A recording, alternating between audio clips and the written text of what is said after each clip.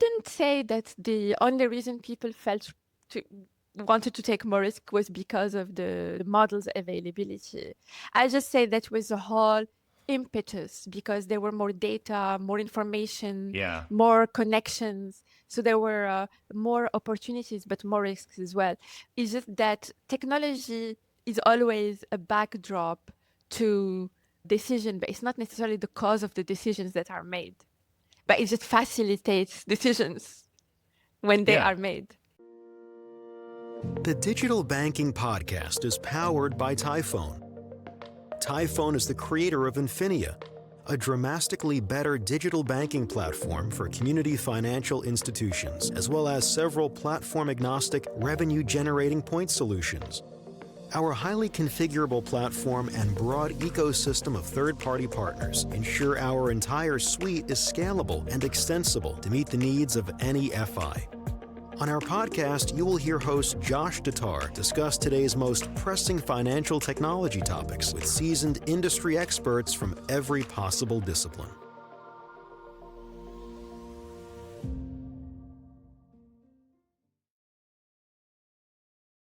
You know, your podcast hasn't officially made it until there's ads in it. But this is one you're not going to want to skip past. And, well, if you do, feel free to hit that fast forward 15 seconds button twice. Ever wonder what gives me my energy and enthusiasm during these podcasts? You know, outside of my relentless desire to learn about, connect, share, and build up community FIs and their mission to support the communities they serve? It's coffee, and lots of it. Now, you want to know what's better than your regular old coffee?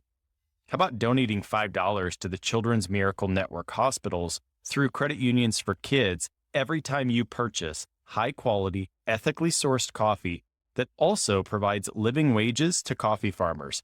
So if you want to listen to this episode with epic levels of caffeine-induced focus and help kids in need, head to javaforkids.org to learn more and buy a bag or 10. Thanks. Welcome to another episode of the Digital Banking Podcast.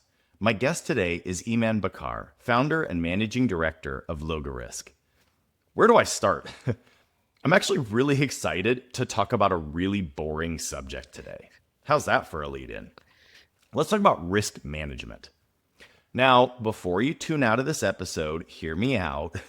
My guest is who's actually going to make this a really fun and insightful conversation. You see, Imane started her professional life with a dream of being an improv comedian. And when she couldn't make it in improv, she said, well, what's easier to do than improv? How about financial risk management? You can check her LinkedIn later, but let's just say she's got one heck of a resume to back up that she was far more successful there than she was in comedy. Although I do hope she still throws a few solid one-liners at me today. So how does a comedian get into this space?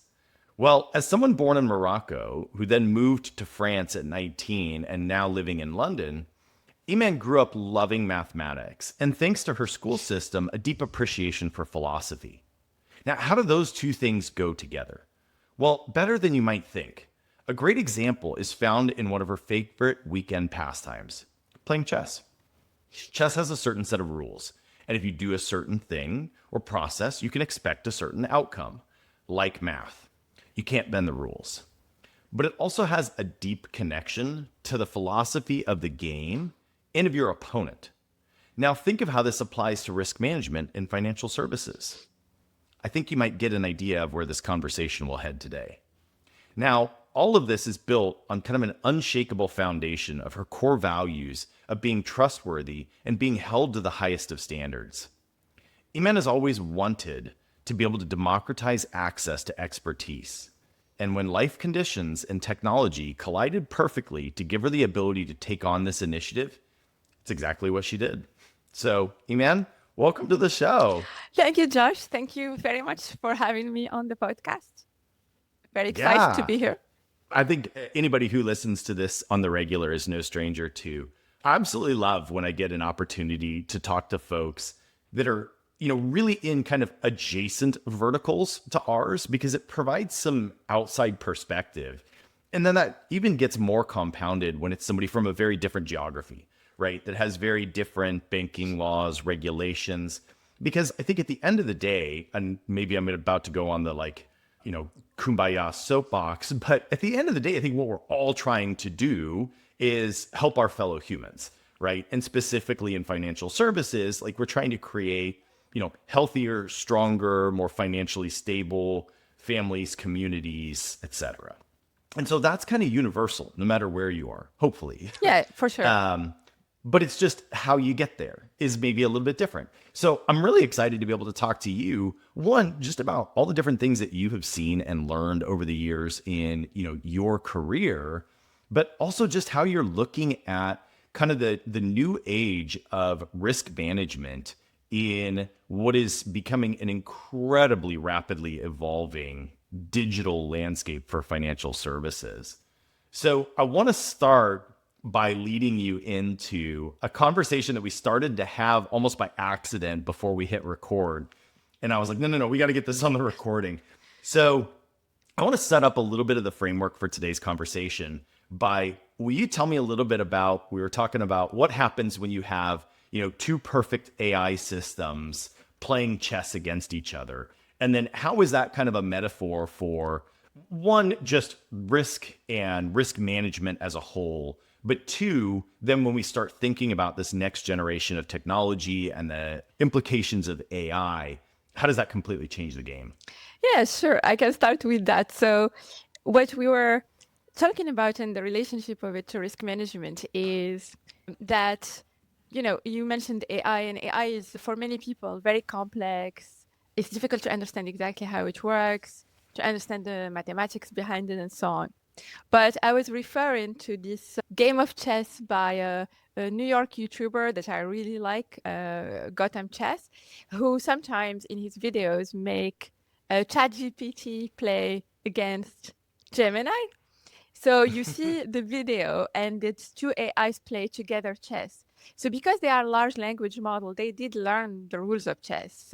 But these two AIs were not designed to play chess, right? They were designed to do more things. So they start to play chess, and in the beginning, they respect the rule. But at one point, one of them stops respecting the rule. So they get prompted by Gotham Chess, who tells them, hey, that's against the rule.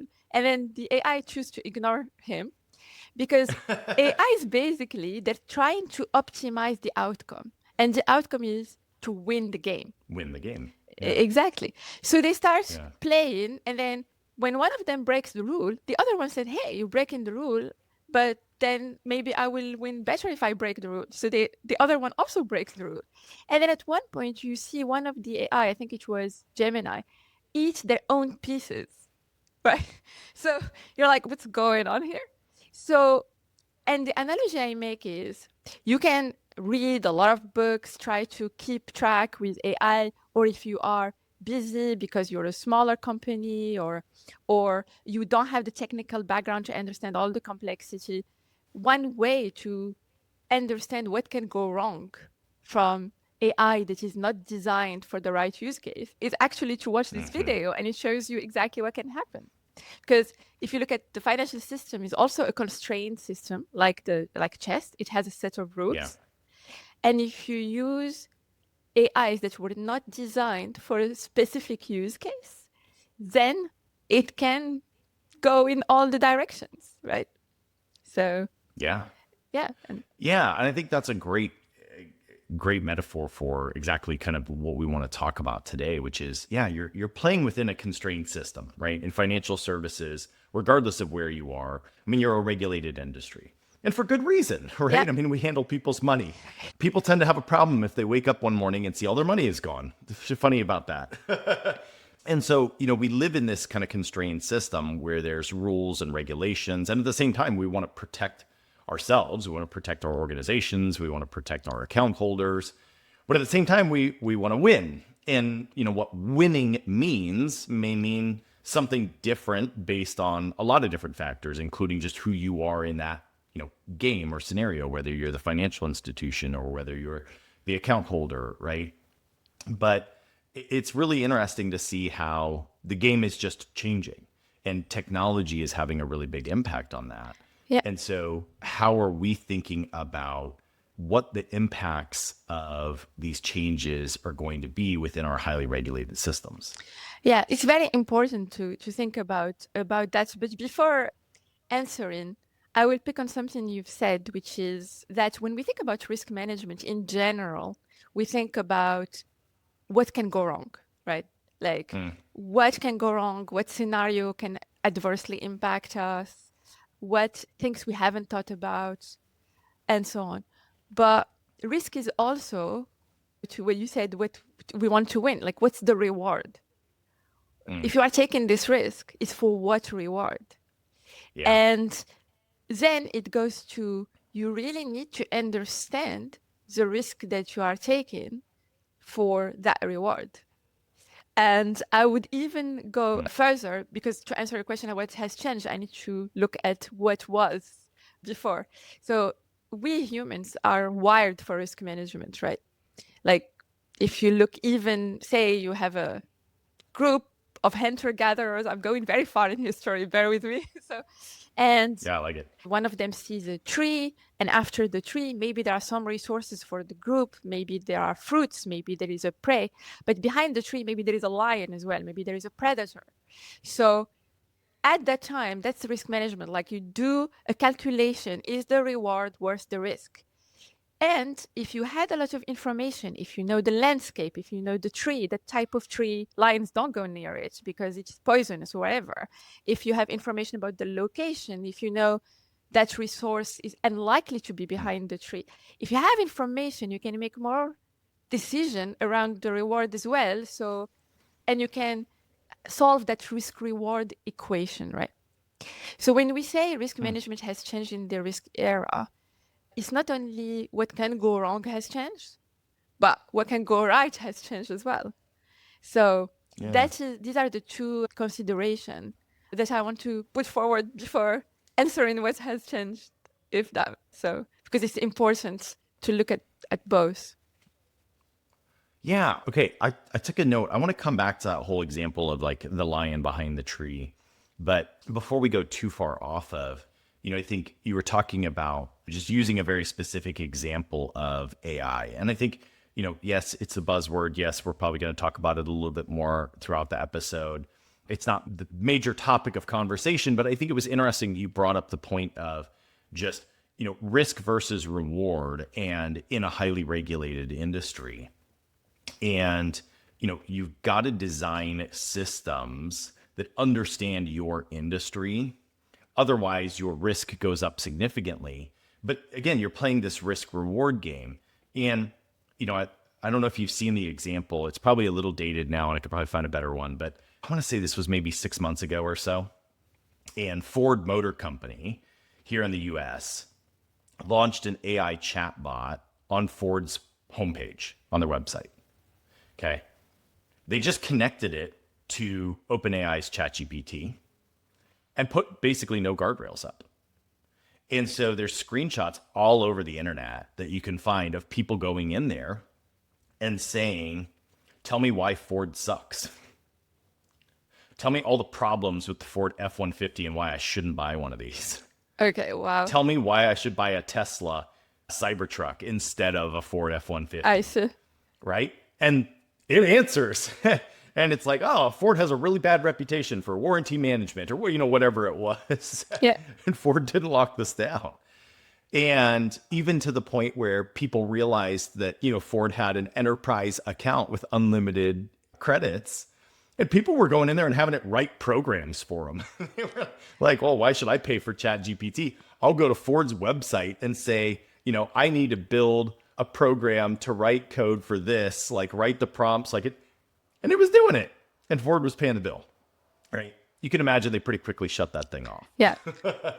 But, you think about that. And the reason I use that as an example is, was that a bad place for Ford? Absolutely. Right? What was their risk in that scenario? Well, it was reputational risk. It was potential loss of revenue if it did actually encourage someone to go buy a Chevy instead of a Ford or whatever, right? But you think about, I would argue, in financial services, apply that same kind of unguardrailed scenario to making financial advice or decisions or, automated actions. And I would argue that the implications are far more severe, right? Yeah. Like if somebody, it's bad for Ford if somebody buys a Chevy instead of a Ford. It's really bad if somebody can't make their mortgage payment because an AI gave them bad financial advice, right? Yeah, no, exactly. And so definitely in the way the financial system has changed, it's changing technology coming. Artificial intelligence is very much a live discussion in the financial system. And the importance here first is to have the right use case. Are you using, because AI takes many forms now, it is used to talk about many different things at the same time. But at Yeah. the end of the day, we're talking about statistical, mathematical model that can learn and take decisions on their own based on the data that they have used to learn. So then, if you are in the financial system, first, what actor in the financial system are you? What is the use case you need? And then Yeah. once you have defined that use case, then you need to make sure, as you said, there are the appropriate guardrails so that you avoid it giving bad advice or you avoid it taking undue risks for your company, because there are, I mean, not necessarily in small firms, but there are more sophisticated players who have algorithms that trade directly in the market and take decisions to buy and sell completely automated. And some of them can be using automated information as well. So for that, you need to have embedded in that artificial intelligence or those automated processes the adequate controls. And you also have to still need humans that understand them. Because if you don't understand how it works, then how can we understand the decision it is making? I think that's one of the biggest problem with AI, not only for the financial system, is when it takes decisions, sometimes it is difficult to understand why it took certain decisions. So Yeah. that's kind of one of the most pressing things at the moment, but not only on the financial system. So you made a couple of points in there that I think, is important. So one is just about use case and having it actually aligned to what is the problem you're actually trying to solve. And I think what's also interesting is going back to kind of your comment about the risk versus reward side of things, right? So I wanted to come back to you. We're talking about like going back to prehistoric days and like the lion behind the tree. As you think about, just park AI aside, just all the things that are happening in financial services that you're managing risk around, there's going to be a lot of factors, just like in the scenario of, the hunter gatherer and a potential lion behind the tree. And, if the reward on the other side of the tree is one blueberry that's not even ripe yet, then I would argue there's probably very low reward. And no matter what the risk is, it's probably not worth the reward. But, if there's an entire field of blueberries that are all ripe and ready to be picked and could feed your entire tribe for a week, that's probably something worth risking. But even then, you go back to, well, what data do you have on hand to understand what is your risk? Is this a calculated risk or is it a blind risk? And then at the same time, you're going to come into just competing personalities, right? Like I would argue, well, actually here, perfect case in point, my wife and I, and I'll use an example directly within your sphere. When my wife and I first got married and we started putting together our stock portfolios and our retirement and all of that stuff, we met with my financial advisor. And he went through a whole series of different questions with both of us to revalidate all of our goals and, definitions of success and risk tolerance and things. And I score like an 11 on a scale of 1 to 10 on risk tolerance. I'm like, go for it. And my wife is like a -5. Right. So again, you go back to that scenario of the lion and the tree, right? And two, in that scenario, like I would be more risk prone and I would be willing to probably go out there before she would. Right. So you have so many different factors around this. So what are some of the things that you have found as just good best practices to how do you try and make that as educated of a decision as possible, managing all of the different personalities that may be involved and all the other nuances to it to say, how do we identify risk versus reward? Yeah. So first of all, like risk boils down to calculating probabilities, right? And basically you are weighing what is more likely to happen versus what is more unlikely to happen, what is an extreme scenario. And usually, so for example, if someone comes and say, hey, I am going to make this business decision because I have 90% chance that this is useful, it has a use case because it is aligned with the business strategy, and it has 90% chance it's going to make, I don't know, $10 million. And it has only 5% chances that it's going to lose more than that amount, right? For example, it's calculation of probabilities. I think so. Then what was then is, okay, how did you arrive to that 90% chance that it's going to make that amount? Okay. What data did you use? How did you make that reasoning? Which market are you operating in? What is your counterparty? Who is the person on the other side of the trade that you are operating on? Well, how strong are your systems that you're going to book this on? Right? Like, tell me, how did you arrive to that 90%? And on the other side, how did you arrive to that 5%? Worst, what scenario did you think of? Are you sure that's the worst one? Like, can something else happen? Is there, like, have you considered all the dependencies there, etc.? So this, all what I've described here, can be done in discussions and should be done, in my opinion, should be done in discussions so that people can think outside the box, bring their perspective, but it can be totally done mathematically as well. And that is also possible. So I'm going to tell you a little bit of a story of risk management in the financial system. And I don't know if you will be surprised, but some of it will sound very familiar. Do you know? Okay. So when risk management became really a thing in the financial system, that was in the 90s, early 2000s. Okay. This is when it became like a discipline in the financial system, like a core discipline. And why was that? It was because in the 90s, a new revolutionary technology came on. Internet. A lot of new tech is coming. Telecom was getting bigger. People got more connected. So that's one of the reasons. The second reason of the 90s and early 2000s is because newcomers became very prominent in the financial system because it got very sophisticated. And you know what the newcomers were? Engineers with mathematical backgrounds. Sounds familiar? That do models and code stuff in mathematically. So they came and said, hey, like this risk, I can translate it into a model that gives me some numbers. And those numbers I can use in my strategy to quantify what those risks are. Some of those risk models that were developed late 90s, they're still used now. They have been codified by regulators, right? Like one of them, like is very popular, is basically using historical data or using data that I am simulating from a scenario. I can calculate how much I can lose with a probability 1% or a probability 5%. And I can say, whatever I do, I want that number to be within a range. That model is still used now. It's called value at risk.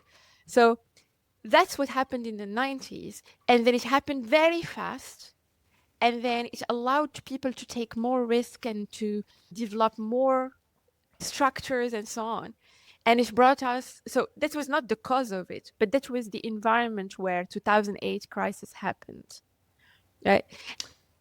You know, and then there was and then regulation codified a lot of this, and we had a lot of other metrics. But I feel like now we are now in a new era where we have this whole new technology coming and whole new ecosystem developing, right? So can I ask a dumb question? Sure. So in that scenario from the 90s and the early 2000s, where all of a sudden we had kind of mathematicians actually modeling out these risk scenarios, I feel like you were kind of saying this, but is it fair to make the assumption that people actually were more willing to take on more risk then and propel forward because they felt like they had better data on it. Is that what you were saying? I wouldn't say that the only reason people wanted to take more risk was because of the model's availability. I just say that was the whole impetus because there were more data, more information, Yeah. more connections. So there were more opportunities, but more risks as well. It's just that technology is always a backdrop to decision, but it's not necessarily the cause of the decisions that are made, but it just facilitates decisions when they Yeah. are made, Yeah. basically. Because there's kind of there's in everything, right? There's a balance of, again, even going back to your lion and the tree scenario, right? Like there's a balance of data and gut, Yeah. right? And your gut is actually built on a lot of past experience and data as well, right? So kind of to your point, like, hey, I know this route. I know that I've gone across it 100 times and I've never seen a lion before. So the odds of there being a lion this time are pretty slim. That's more maybe gut powered by a little bit of past experience. But, if you have a data point that says this tree is poisonous to lions, therefore I know there will not be a lion there. Like those two things could be, one is a little bit more on the mathematical side, one's a little bit more on the philosophy side. And so, in this scenario, we've got now just a new impetus of data validation of gut that's helping to inform better decisions. And where I think this gets interesting, and you were kind of alluding to, we had one big revolution that happened with the advent of the internet, and that we're kind of in a similar one with the more mass adoption utilization of AI. I kind of always come back to there's definitely the, concern about there of like, will AI take my job? And I've probably made the point far too many times, but I'll make it again. I don't think AI is going to take your job, but I absolutely think that someone using AI may take your job, right? And it's simply because they will have better, greater access to knowledge, the ability to do operations faster, right? But again, it does take someone to validate those things. But so do you think that we're kind of coming into another age of we're going to have a whole new level of access to data and being able to, not just make gut decisions or even data-driven decisions, but like far more sophisticated data-driven decisions on risk management? Yeah, I definitely think so. That's the kind of the short answer. But it would have been too easy if the answer was like yes, definitely so, and that's it, and it's gonna because let's give data its due. When it is clean, correct data, it gives a lot of That's a great point. it gives a lot of transparency, right? So having things that have data and something that can analyze them gives transparency and access to information to more people. So it has a positive sides for sure. But it would have been too easy if that was the only thing that's happening. With this, with the technology changes that we are seeing now, including but not limited to AI, I would say here is how the financial system has changed, and it will maybe answer more your question and some precedent questions. First, I think it became much more interconnected. So interlinkage and interconnectedness in the financial system has increased a lot. It increased a lot because the exchange of information is now easier. Entering the system is easier because the second big change is also technology, right?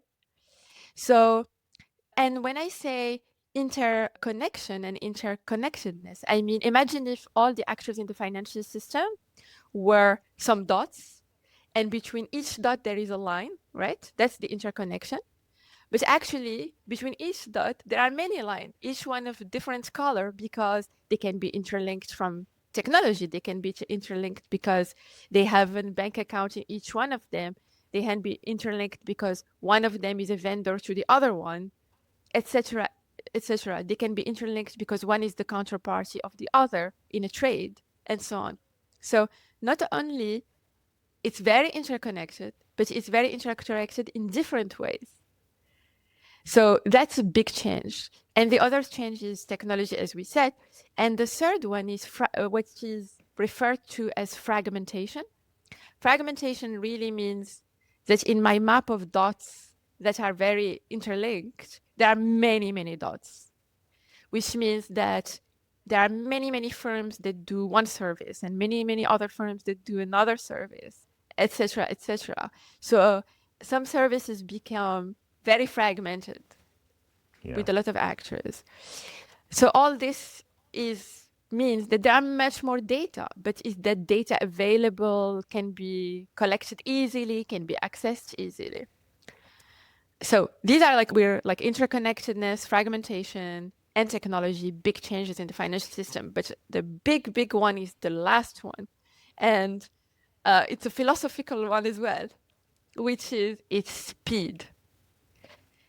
When things happen, they happen now fast.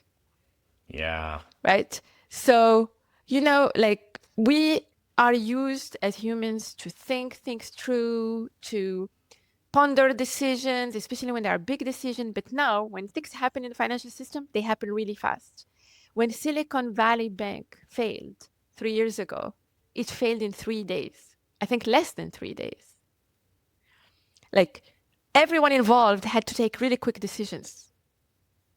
I can give you many examples in the financial system recently where something bad happened. It happened really, really quickly.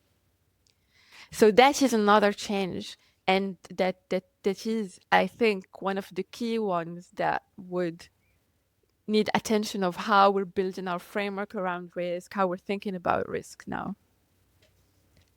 Yeah. One of the other things you were talking about, I think really hit me is, you're talking about just good, clean data and access to all of the data, right?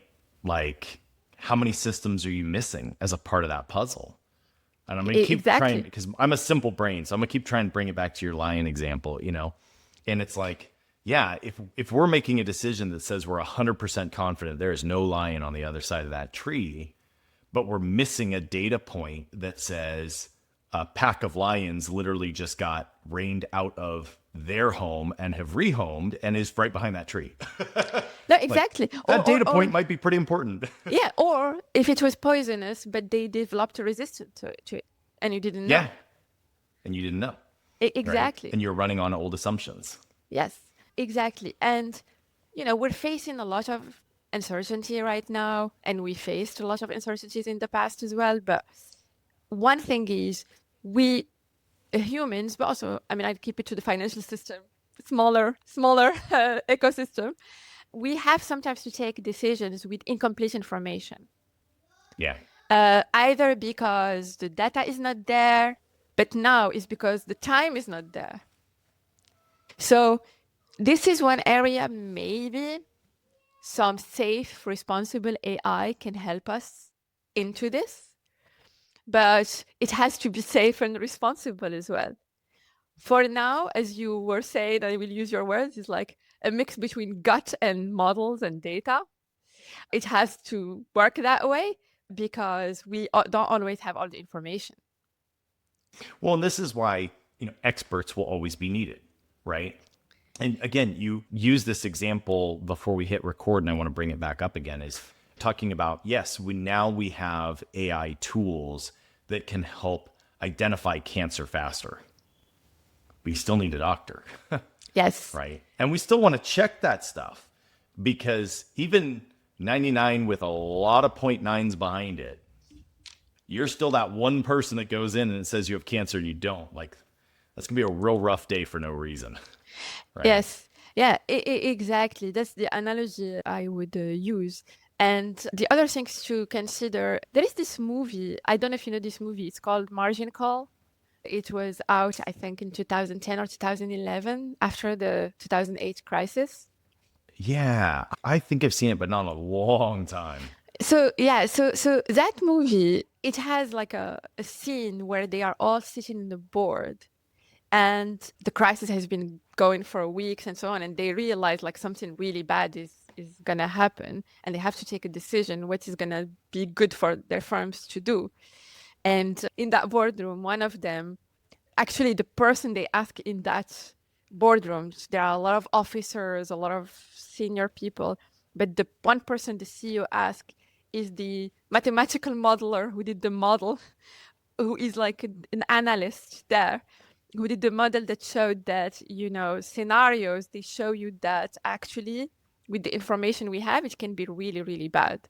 So he asks him, like, you explain to me like what this means. And he says, well, it means that if the situation worsens by 25%, the loss is going to be bigger than the whole value of this firm.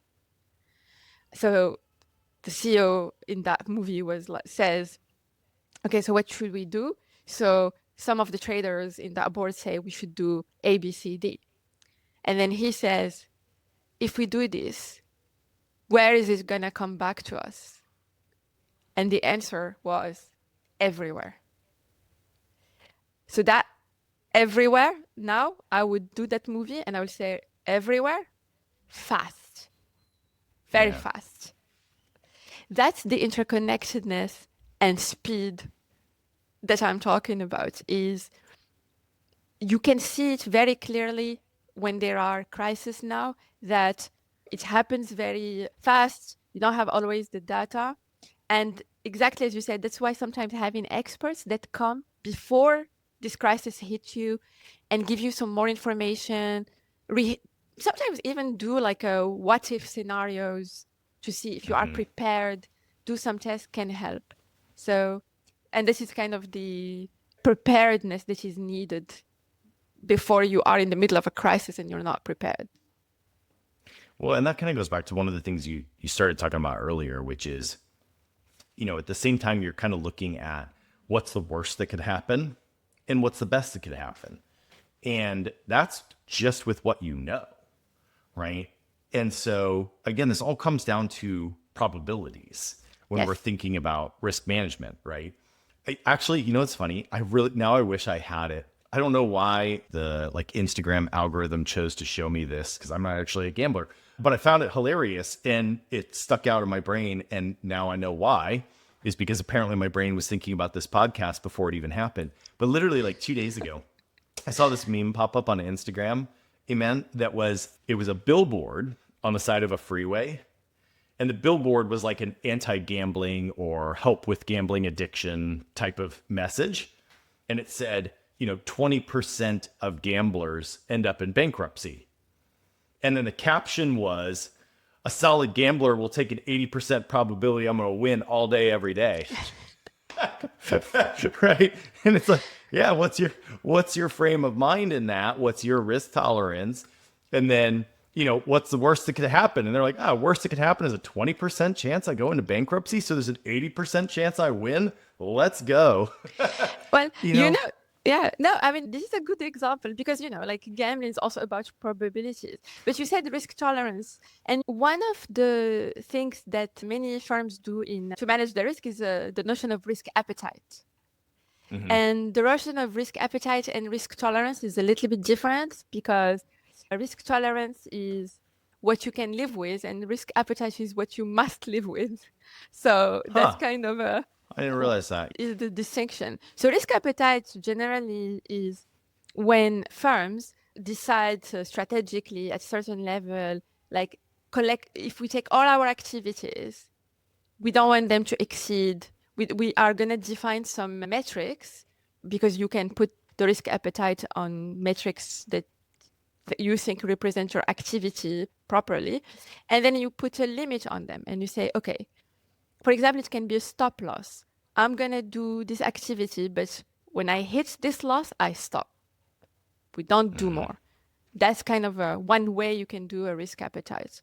And risk appetite is very interesting as a notion because, I spoke about the mathematical side, but there is also the philosophical side. Where you're going to sit that number, you, is very different from your wife's, right? It will be very different. And this is where at the moment, there isn't an analysis, this is science, there isn't yet an analysis necessary that will tell you, hey, that number should be this number. That is the right number for you. That is still on the realm of decisions and discussions and behavior. But it still needs information though, because Yeah. that number cannot be random. So risk appetite and risk tolerance are very, very important notions in risk management in the financial system as well. Can I put some words in your mouth? And I'd love to see Yeah, sure. what your thoughts are on this. So if you put yourself in the shoes of maybe a risk officer for a community financial institution here in the US, right? When you wear that risk hat, there's a lot of different risks that they are potentially looking at, right? And that they're trying to mitigate. And it's everything from the risk of fraud against their account holders from certain channels or payment methods to maybe they're involved in conversations with the CFO and the CEO and the board about the risk to some of the investments they're doing with some of their deposits, to you name it, right? And so they're looking at all of these different parameters, all the different nuances. Would it be safe to assume that in an ideal scenario, your recommendation is that you also have somebody that's playing a data role, whether they're inside the organization or brought in from outside the organization, to look at as much data as you possibly can, all of those disparate systems, pulling those data pieces together and being able to present with as much data as possible, kind of clear scenarios of what's the worst case scenario, what's the best case scenario, what are our potential outcomes, and then having kind of a conversation probably at the board and the senior leadership level of what is our risk tolerance, what is our risk appetite, and then kind of having that final layer of having experts, again, whether internal or externally brought in, for kind of consulting on those major decisions that have especially the largest risk or reward. Yes, I mean, that is generally a good practice because look, if you're either going to make a big decision, you'd rather make it an informed decision, right? So if you have your information, you have information internally and you can put it together so that when you are taking the decision, you base it on some numbers, you base it on some analysis, you base it on some diagnostic. So I'm looking again, the analogy with the doctor analogy again here. If you are diagnosing something and you want to give the best treatment, you want to you do blood tests, you do x-rays, you assemble a lot of data, lots of which is in your example is like the scenario. We can go like, can we check this metric, this gauge of good health? Can we check this gauge, and so on, and find what are the vulnerabilities in each one of them? So definitely, it's good practice when, whether you are a risk officer or a chief financial officer, or literally just someone doing a job where they want to reduce vulnerabilities as much as possible, to look at the available information and try to extract from it the information about the risk and reward. And actually, finally, you touched on a very important point, because we said the financial system has changed a lot. And what I think your question, and I'm putting the words in your mouth, is, do we need to change also how we risk manage it? Yeah. And I think the answer is yes. And definitely data scientists have a role in it. You cannot have a financial system and a whole world moving to embrace AI, but not have the same people, at least the same expertise involved into risk managing it. So that's kind of my answer to that. Yeah. So, I mean, that makes me think, like as I replay it in my head, talking through, kind of what an ideal scenario would look like at a financial institution. I'm sure anybody who especially works in risk at a financial institution is like, yeah, no, duh, Josh, like, duh, like we've been doing this for forever. That's how we do that. Right. So what are the things that are maybe, like you said, kind of changing? Or, if you were to do kind of an evaluation of your institution's just risk management processes and I guess almost even resources, like where would you recommend they start, and what would be some of the conversations that you would recommend that they be having? So I think the starting point should be what is the available, like a stock take of what's the available information. So what's the information that informs our risk decision, like a stock take. And then after the stock take, this is where internally or externally, but or within asking the various internal respective teams, where do you see the gaps? Do we have any blind spots here? Are there things that we, like, the project priority number 22, like that we have to improve something? Should it be number one? Like, have we thought about what should be our priority number one here?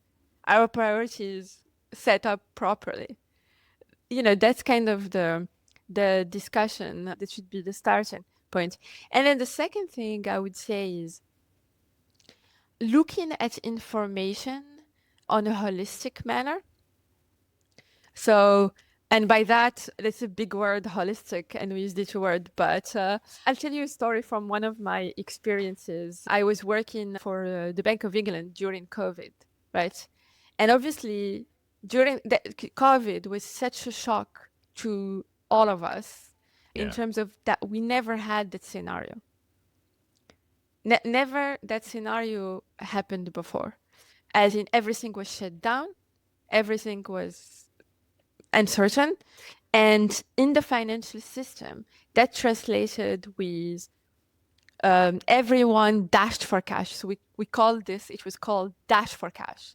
Everyone who wanted to get some cash tried to get hold of some cash, which in the financial system meant that basically central banks needed to intervene. There needs to be some actions and so on.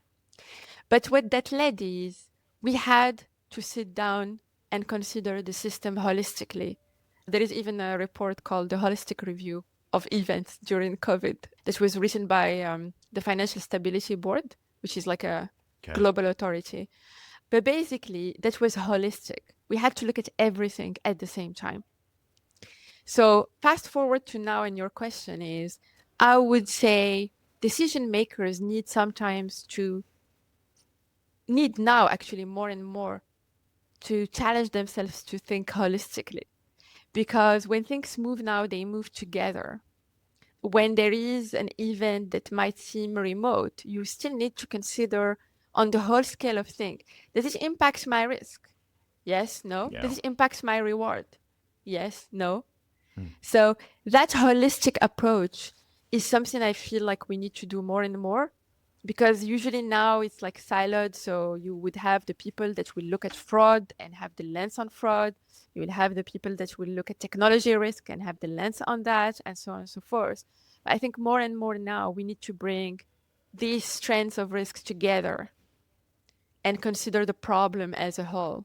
And unfortunately, as I said, when crises happen fast, you don't have the time during the crisis to start understanding the complexity of it, how this links to that, and how does so it's almost, again, like, sorry, I just to conclude on this with my example of the healthcare. Imagine if you had there was an emergency and you go to the hospital and they're still figuring out, do we need the neurosurgeon or do we need the heart surgeon? We don't know exactly which one of them do we need, right? That would be really bad. So firemen, doctors, nurses, they are trained and they do tests and they prepare to consider, like, they want to act very fast and get the right person very quickly. So I think that's the analogy I would use.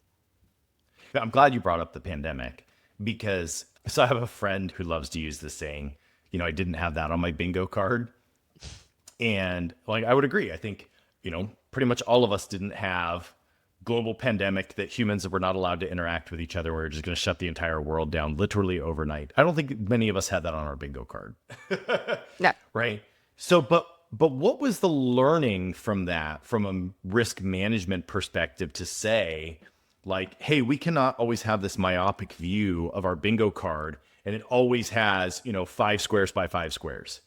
Like, And that'll cover all my scenarios. Yeah. How did we take learnings out of that to say my bingo card needs to be a lot bigger? And I need to consider some ridiculous stuff.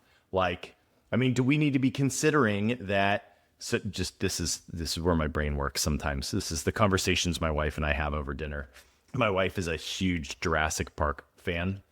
And she was just reading an article about somebody that's actually working on like doing exactly Jurassic Park, like literally like Yeah, what I they saw did that in the article. movie. Yeah. They're working on it, right? Yeah. And my wife was like, hell yeah, like let's go for it. She's like, I know exactly how that movie ended. She's like, but I also saw like, don't do stupid things. Don't cook bacon in a trailer near the T-Rex. Like, we know how to avoid this. She's like, but I definitely want to see some T-Rexes. So she's like, let's go. Let's bring this program on. Anyway, I digress. Where I'm going with that is like, should that be on our bingo card? Should we have on our bingo card some, crazy scientist creates Jurassic Park and T-Rexes run amok in New York City? Like, should that be on my bingo card? Like, I don't know. Like, how far does I this thing mean, need to go? if I were to quote Yuval Noah Harari, who, he's a like a historian, and he wrote the book Sapiens and other books, and I agree with him on this. We already have that scenario. It's AI. It should be on our bingo card, right? If we move in 5 years' time to a world where a lot of decisions are made by AI, like what can happen? Yeah. You may have an AI in your bingo card that's gonna shut down because it's not optimal for their operation, can shut down something. I don't know if you saw the article recently where a model that knew he was gonna be shut down rewrote code so that it's not shut down. Yep. So I think we should realize that first we do have the Jurassic Park bingo card already. This is just my opinion, of course. I know many other people have different opinions. And I'm also thinking, I mean, to be clear, I think AI has a lot of benefits as well, but I do see this risk for sure. Yeah. For now. Then the second thing is about the pandemic or these extreme scenarios. We cannot claim that we will know every single bad scenario that's going to happen. Maybe if physicists do big quantum leaps, we will be able to move in time, whatever, but we're not there yet. But at the moment, we cannot predict, we cannot know what is the future. There will always be events that we have not anticipated. However, we can be prepared. Meaning, to my earlier point, my own biggest lesson learned from COVID is it's not a good time during a crisis to try to understand complexity. Whilst you're trying to solve a crisis, and at the same time, you're trying to understand how things work. If you are in that situation, this is not a good situation. So the mitigant luckily, we were not in that situation then because, at least from the financial system, central banking side, there were a lot of experts. They put up together very quickly. The technology was there for that they could work remotely. But I'm thinking that if now you look at the level of each institution, the question to ask yourself is, am I prepared? Do I understand how all my dependencies are? Or at least not all, but most of my dependencies. Because if there is a big crisis, I don't want to be at that moment trying to understand how this process works. And yeah, you know what I mean? That's interesting. As you're talking, it makes me think, again, going back to your kind of like prehistoric examples, right? Like you think about, I think sometimes our circumstances will also dictate our risk versus reward system, right? And sometimes they accelerate our ability to do things that we didn't think that we could do because of maybe a perceived risk. And we kind of use the example of, how many financial institutions said they couldn't do remote work for years and then overnight did it because of the pandemic, right? And you've got your hunter-gatherer and, there's a field of blueberries, but it's across a canyon that they would have to jump, and they don't think they can jump it. And so forever, they don't think they could jump it. The risk is, greater than the reward. But then all of a sudden, their side of the canyon lights on fire. And they have no choice but to either burn or jump. And then they jump and they make it and they're like, ah, crap, I could have jumped this weeks ago and gotten the blueberries. Like sometimes we have those kinds of learnings too, that again, are you going to be able to plan for all of those scenarios? And then, would that influence, again, it's just kind of going back, like if our caveman knew, well, one of the scenarios is my side could light on fire, I should probably figure out how to jump this before it comes. Like he didn't have that on his bingo card, but he had to figure it out in the moment. And it wasn't like trying to analyze everything about it. It was like, ah, crap, I just got to jump this thing. No, exactly. And that's why, like, for example, there are a lot of analogies we can make here. Like when navigators, when they had to take the sea, that's a very risky endeavor, right? So you had to take it, but then the navigators equipped themselves with compass. In the beginning, they were looking at the stars. Then they equipped themselves with compass. Then they had the mast a certain way, and then they had engines. So that's the technology coming to ships, right? For them to be able to navigate. So think about risk management and how do you navigate the sea? You don't know where the wave is going to come from. You don't know if Moby Dick is there. You don't know many things. So basically, you just need to navigate to the best of your ability. So you put technology on your side, right? Yeah. But the technology you have, you understand. You don't have on a ship something that you don't understand how it works. So that's the first thing. And then the crew is trained. So there is a crew, they know how to work together. They are trained, they know what to do, but also they have backups. So it's like a whole ecosystem of the ship knows how to navigate, but is braving like incredible risks. So, and I think now we have the technology, things move fast. We can get some data, we can get more data than ever before to inform our decisions. So now we need to rethink that how we can operate the most effectively and, to use this word, holistically within an institution as much as possible. So no, I like that analogy. I mean, you think about the advancements in just navigating the seas on a ship, and it's a great point. Like if you have a compass, but if you don't know if it actually works for your application, then it's pretty useless, right? If it most of the time points north, but sometimes it doesn't. It doesn't do you much good, right? And at the same time, let's say you have a compass that works perfectly, but your crew has absolutely no idea how to use it. Then it is a useless, very powerful tool. And, that's kind of exactly what we're coming into with AI is we now have a tool. We've got to make sure we have it aligned to the appropriate use cases and it's the right tool for the right job and that it works. And then we've got to have people that understand and validate and the experts that say, yes, this thing really is still truly pointing north. But, again, in your shipping example, like you think about, somebody who has a shipping company and they've got a crew that navigates by the stars in a wooden boat with a mast and a sail. And then you've got a company with a giant diesel, container ship and GPS. And I hate to break it to you, but who's going to win that, battle between those two companies is the one that's got the tech and that's using it. Right. And so I think the same thing applies in our scenario. If it is too. Navigated by a prudent captain. So. Yeah. Great point. Yeah. So that's why people are very important too here as well. So what was oh gosh, I'm going to get it wrong. I wish I could remember exactly where it was, but our CTO has a funny story where he needed to go somewhere for work. And I want to say it was like San Jose, and he meant like San Jose, California. And I'm going to get this wrong, so apologize. The geography experts are going to chastise me later, but like there's like a San Jose, like Puerto Rico or something, right? And I mean, we're talking pretty significant. And he got the ticket to the wrong place.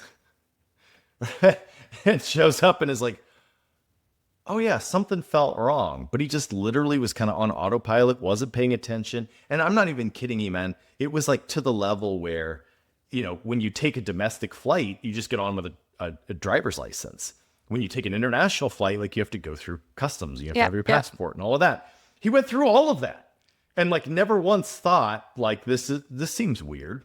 He was like, oh no, this is where my ticket is. This is where I'm going. He sits down. He's like, that's funny. Like, everybody's in totally different like, clothing than I would expect for this. And people are using different languages. Whatever. It's just normal. You know what I mean? Yeah, no. And so he had everything at his access, right? But I'm giving him a little bit of a hard time. But it's like, if you're not paying attention, sometimes you can go down a totally wrong path, even with the best of tools. Yes, definitely. So in risk management jargon, this is called operational risk, where and a lot of things are there which are basically risks that the logistics didn't work, or the technology didn't work, or the actual vehicles didn't work. So the way your operations were supposed to go didn't work. So yeah, I mean, but actually, like in what you describe, I'm also surprised. Like these are the checks as well must have failed in this scenario, because those who checked his tickets did not check whether it was the. Oh no, he bought the ticket to the wrong place. That's the best part about it. Yeah. Initially, so at inception. Yeah.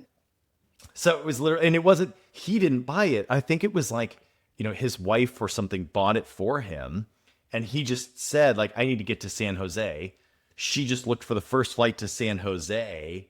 And I think it was literally like he was in Florida. So maybe San Jose, Puerto Rico was closer. So, you know what I mean? And okay. it was like, no, I see what you mean. So, okay. I mean, it's not exactly the same thing. But what this brings me to mind is when traders make fat finger error. Oh, yeah. So, and this can be like sometimes leads to like a big meltdown in the markets and so on. So again, this is like something that risk controls in institutions should pick up, basically when you are entering thinking you're entering the right information, but you're entering the wrong information. It's like an interesting example. That's a funny example of my own life of kind of your risks of moving too fast. And this was probably, I don't know, 10 years ago or so. Yeah. But I remember I went to make a credit card payment from a credit card with one institution from an account at another institution, right? So I go into the credit card, say pay from, this previously set up source account. And the credit card bill, I remember it to this day, was like $3,000 and change. And I went to pay it off. And I fat fingered and put an extra zero, and it made a $30,000 payment. Wow. Right. And I didn't have that much money in that checking account. So it significantly overdrafted, caused all sorts of other problems, scheduled payments failed, like you name it. It was just this colossal, outpouring of problems. And, when I called the institution, I was like, guys, do you clearly see I fat fingered and hit a zero? Right. And at the end of the day, it was like, that was on you, bud. Like you fat fingered it. You said yes. And I was like, all right, I guess I did, and had to back out of it. But anyway, so that's kind of irrelevant, but it's just funny to think about. I mean, all of that, like that is a risk, right? That is a risk. That is going back to your bingo card. Like one of your employees could just fat finger something like I did in that scenario. And that's your risk. Yeah. That is a risk. I mean, and this risk happens in many ways. Like, so for example, there is this risk where one of the employees fat fingers an order and by 1 0 or 2 zeros or many zeros. That's one risk. Another risk is in some financial systems. So in particular, algorithmic trading, when there are algorithms who trade automatically, they often have a functionality called kill switch, meaning that if it starts doing something crazy, someone goes and switch the button off to turn it off. So again, there are occurrences like, when do you turn it off? Who turns it off? Imagine someone forgets to turn it off or doesn't see when it needs to turn it off. And there are many, many other examples like this all across the financial system, right? So, I mean, even let me tell you on the bingo card of extreme events. I don't know if you saw, but a few weeks ago, I think it was end of April, Spain and Portugal, two big countries, had a total blackout. The power grid went down.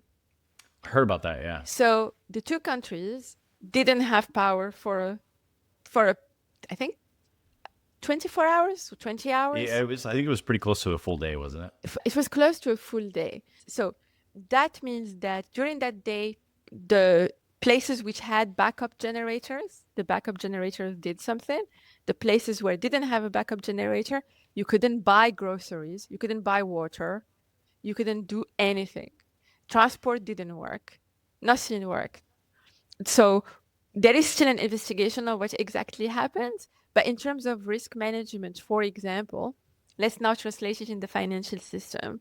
Say you operate in a certain region, you rely on that region to access to the exchange every day and to get some liquidity from that exchange every day. So what happens if there is no power? Again, I'm not saying that everyone needs to know the answer to this question, but I think if someone has a big activity somewhere, that's a scenario to say, okay, what's the cost, what's the price, and if I'm doing certain type of contracts, what happened to them, and things like that, at least should be, again, understood a little bit, because, it just happened in two countries at the same time. Yeah. And it happens in many regions of the world quite often, actually. So, Well, and that kind of brings up a point too. I think you kind of made the statement earlier. Like there's not this expectation that we're going to have a perfectly filled out bingo card that's going to have every scenario. Like we don't have a crystal ball, right? And even thinking back to, I had a conversation with a financial institution a while ago that their area had a power outage, and I was like, oh, but I mean, you guys run backup generators and that was fine. And they were like, oh yeah, it was fine, except our backup generators failed, right? And so they were completely dead in the water. And you hear about those types of scenarios. It's like, okay, well, so do you have a backup generator to the backup generator? And then, at what point is it ridiculous, right? At what point do you have the 32nd backup to the 32nd backup? And at what point is it just not make sense? And there's almost this thought process. I kind of just, for you, I'm curious what your thoughts, but I kind of talk about, risk management to a certain point of, there comes a point where it's like, yeah, hey, we should have planned for that. We should have prepared for this. Hey, if this happens, we got to be focused on getting this system back up online. But there's also a certain point where, like, if it goes south far enough, you and I are fighting over freeze-dried food and ammunition and cigarettes, right? Like, and there's a certain point where just none of this matters anymore. And maybe once you get to that 30-second backup generator, like, something is happening where that's probably not the biggest concern anymore. And so, how do you, as a risk management officer, how do you kind of sleep at night knowing that perfection is impossible? Having a crystal ball is impossible, but feeling good about, you know what, I have a backup generator and I know what I would do if the backup generator failed too. That's a pretty good assumption to say. You know what, is that ordinary? No. Is that in the realm of possible on my bingo card? Probably. Yeah, I think that's totally the right approach. Is exactly in this example, I've already mitigated first order, maybe second order as well. Like I have a backup generator and I have a backup to the backup, for example. And if both fail, I know what to do. I've been transparent with all my clients and I've been transparent with the other stakeholders I deal with, that's the backups I have, right? I've been transparent with my employees that these are the plans. And in terms of managing, managing the balance sheet or managing, etc., I'm kind of included something for planning for the unexpected, for example. Yeah. Like in some regulated parts of the financial system, actually the regulators make you hold some of this liquidity cash for these things accordingly to some calculation. But which basically, I think that's on the realm of it. In addition to that, and this is, I think it's Warren Buffett. I'm going to paraphrase him because I don't remember exactly how he said it, but he said like, the biggest risk is to not know what you're doing. Right. And I think I completely agree with that. So as long as we understand where we operate, with whom we operate, that the systems that are being used and the processes are being used, they cannot be at every point in time perfect, but at least they're usually reviewed, made sure Yeah. that they're up to scale and standard. I think it's like the good practice. And obviously, best practice means that you have cutting edge data, cutting edge tools, that you're using models and metrics, that you're involving like experts. And then, so this kind of best practice. And then you got sophisticated practice. Sophisticated practice is when you enter the realm of like predictive models, very granular. We're talking like granular, super duper granular data, more complete and a much more bigger suite of scenario. So which is again, like we're talking about the bingo card, but how many rows and how many columns you have in it, how many cells do you have in it. So some people will have like a 10 by 10, some others will have a 10,000 by 10,000. So, Yeah. and depending on what is your business activity and what is the complexity of it, you might not need the 1 million by 1 million card. Yeah, So, totally. you know, Yeah, I think that's a great point. I was like, there is such a thing as overkill too, yeah, right? And you can almost think about it from, risk management is like insurance, right? And if you are, I don't know, a small mom and pop donut shop that has, an annual revenue of $100,000, is $50 billion worth of insurance necessary? No. And your premium is going to be insane. And you're not yes, going to be able to afford it. So, same thing, like with almost the backup generators as an example too. It's like, well, can you even afford the 30-second backup to the 30-second backup? And is that a good ROI? yeah. Well, very like the donut shop reminds me of another example, which is it's also about what do you want to risk manage to. And let me explain with an example. So I'll give an example. So a donut shop that also sells hot chocolate, and they're famous for their chocolate donuts. Like just for example, I don't know if such a thing is a thing, but I don't just know, but it makes me hungry. yeah. So anyway, and I think it was 2 years ago or a year ago, cocoa prices spiked. So cocoa prices worldwide, I think it reached like over $10,000 a ton of cocoa. Like cocoa was as expensive as some precious metals. Like it was very, very expensive. And this is because, so West Africa produces, I think 70% of cocoa in the world. And they Whoa. had extreme weather. So the production was down. The production, I think, in Ghana, Ivory Coast, and other countries, it was down. So a lot of speculators, but also a lot of traders, a lot of producers, etc., started being bullish cocoa, and the prices just increased. So if you are somewhere which has as depends on the supply of cocoa, even if you're a small business, etc., you will be impacted, right? Yeah. So, and then you're like, if you were thinking about this 2 years ago, maybe you will not think that you should need to follow the weather in West Africa, right? But yet, it's very important to your business. So, my point here is yes, not everyone needs to overkill, but you need to understand your dependencies. Yeah. And it's very important to understand, you know, like in your business, what can derail it? What are the dependencies I have here? So I am super famous for my chocolate donut. So I need really good quality cocoa. So that commodity is very important to me. Yeah. Yeah. So even when you are a small business, it's good to take that reflection of where are my dependencies and how can I mitigate them if I have to. Yeah. No, what's the old saying, right? Like, what does the price of tea in China have to do with this? And I would argue probably more than you think.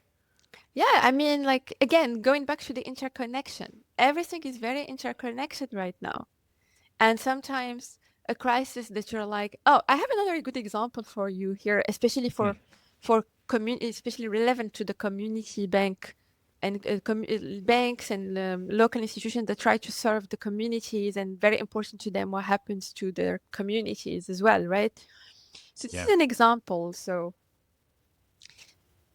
would you think that a European debt crisis, so European debt crisis that happened in the between 2000, I mean, roughly speaking, between 2010 and 2012, there was a big European debt crisis. Okay.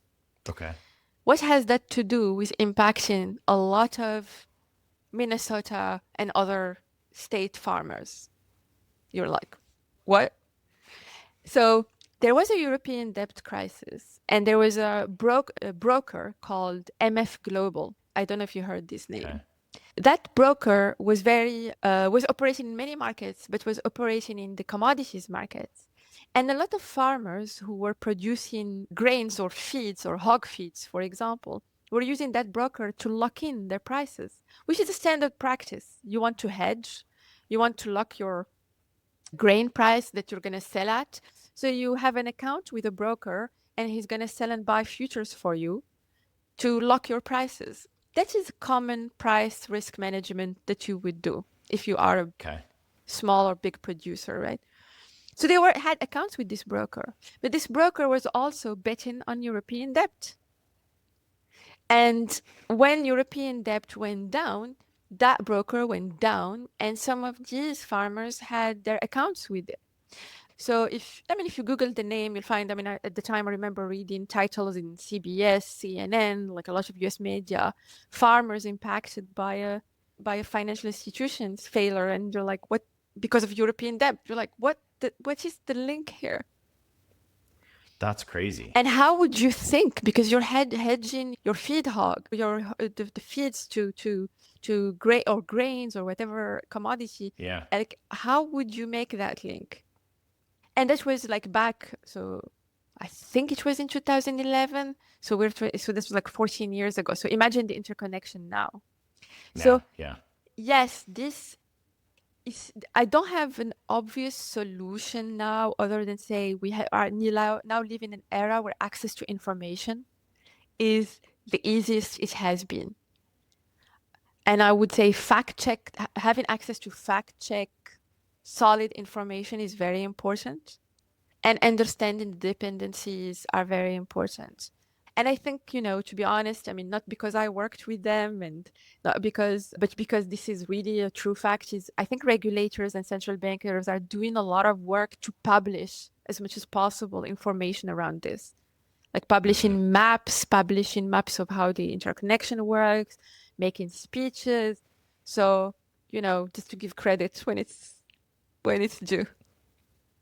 Yeah, that's a good point. And when the data is accessible, like, we need to use the data. I don't know if you've seen, there's a social media account that I follow, and now you're going to give me a hard time because if I say I follow it, I should remember exactly. I think the account is called something like We Have the Data. Right? Okay. And basically it's this, social media person who, anytime there's something major that's happening, like in the news or whatever, and people are getting, all riled up on one side or the other about it, or, they have these assumptions, he comes in and just says, this is the data. And so a really good recent example very was factual. Over the last 6 months or so, U.S. air travel has been getting a lot of flack for being said that, it's really unsafe. And there were lots of plane crashes and all of this. And so people were like, oh my gosh, air travel is the most unsafe it's ever been. And, there's more plane crashes than ever. And he posted all the data, and he was like, and here's all of the parameters I used to get all of this data. And the data said, actually, today it's safer than ever to fly on an airplane in the US. Right? But the news was telling us that it's super unsafe. And so, kind of to your point, it's like we're almost doing ourselves a disservice too, as we do any number of operations within our business, of if we have access to the data, man, use the data. Yeah, no, for sure. If there is access to a solid, reliable source of information, then it should be used because, at least you're gaining some information, some insight, but also diversifying the source of information, as long as it is verified sources and that are, solid reputation and so on, can give insights. So it can give different ways to look at it, and then applying your own judgment is another layer. So, and similarly, like as you said in your example with your wife, it's good to have two different views, because then they can debate Yeah. and sort it out, and maybe, she might convince you of some of the risks, and you might convince her of some of the rewards, and then you will find a good equation that works for you. And by doing that, both of you are calculating a lot of probabilities, but you're not even realizing it, right? So, and that's. Yeah, I love that as kind of almost a final statement of this whole thing is that it's about the data, it's about managing risk, it's about the people side of things, it's about the math, it's about the philosophy. And at the end of the day, the more people that we have kind of involved, the more information that we have involved, the more diversity that we have involved in that. And everything from the diversity of the data that we have to the diversity of the personalities and the people, like my wife and I, making those decisions, the more likely you are to come to a more reasonable and appropriate judgment about what you're going to do. Yeah. And I feel like I haven't delivered on the one-liners, but I think I think you just reminded me now, because you mentioned math and philosophy. You know what? I may have one here, because, and this is a very philosophical thought, which is, do you know, I think the two professions that are paid to speculate, traders and philosophers. And that's the thought I would leave you with here. Yeah, you're not wrong. So philosophers speculate, traders speculate, and both. We're making guesses. And one based on probabilities, and the others based on what they view of the truth of our life and our observations. Yeah. So, Imane, this has been, like, I'll absolutely say this has been the most fascinating conversation I've ever had about risk management. okay, I'm glad. I hope it was not boring. Yeah. I also, one of the things I found really interesting about hosting this podcast over the years too, right, is I've had the ability now, not through any testament of my own, but like to meet just so many different people and so many different personalities, and had so many different guests. I've been really blessed by the just incredible diversity in the guests that I've been able to have on this show and get to know. And one of the things that I always loved is the types of personalities that are really good about talking about very complex subject matter, right? Or very scary or challenging topics, or something that's, kind of abstract. And then being able to, I'm just going to say it bluntly, like dumb it down for somebody like me. And I really appreciate the way you were able to put things into just really simple analogies. Like when you started with the whole risk of the lion behind the tree, like I was able to kind of run with that through the whole episode of, okay, like that made sense to me. Like I can kind of tie things back to that analogy. So this was really, really helpful. And I absolutely think that I walked away with some really insightful philosophical nuggets of how we can use math and data to be smarter about what we do. So I really appreciate you coming and being a guest, and thank you. No, thank you. Thank you for inviting me.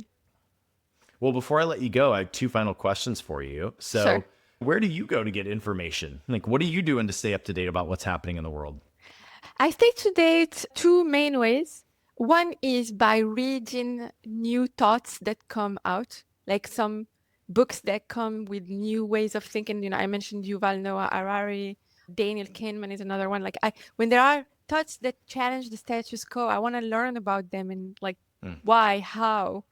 Also, I would say a reliable source I go to, and this is because I contributed to producing some of it in the past, so I know the rigor, the research, the background that goes into it, is regulatory reports. So all the big central banks publish something called financial stability reports. And usually they're very documented, they're very informational, and I like to go there to see what are they caring about, what are they seeing in the system. Even it's very interesting and informative. And for example, in the US, also the New York Fed, I think, published a series of podcasts on communities, communities banks and communities institutions. And it was fascinating and so interesting. I'll have to check that out.